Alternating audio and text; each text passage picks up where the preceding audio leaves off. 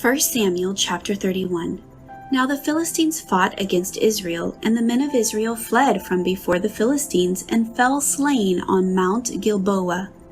Then the Philistines followed hard after Saul and his sons, and the Philistines killed Jonathan, Abinadab, and Malchishua, Saul's sons. The battle became fierce against Saul. The archers hit him, and he was severely wounded by the archers. Then Saul said to his armor-bearer, "Draw your sword and thrust me through with it, lest these uncircumcised men come and thrust me through and abuse me." But his armor-bearer would not, for he was greatly afraid. Therefore Saul took a sword and fell on it.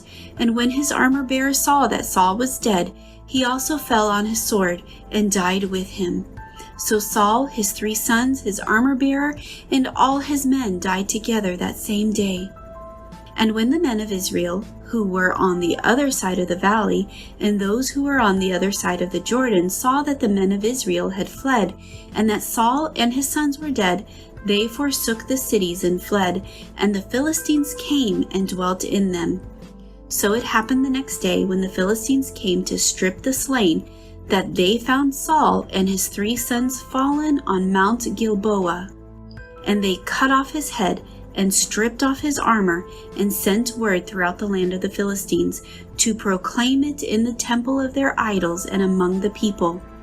Then they put his armor in the temple of the Ashtoreths, and they fastened his body to the wall of Bethshan. Now when the inhabitants of Jabesh-Gilead heard what the Philistines had done to Saul, all the valiant men arose and traveled all night, and took the body of Saul and the bodies of his sons from the wall of Bethshan, and they came to Jabesh and burned them there. Then they took their bones and buried them under the tamarisk tree at Jabesh, and fasted 7 days.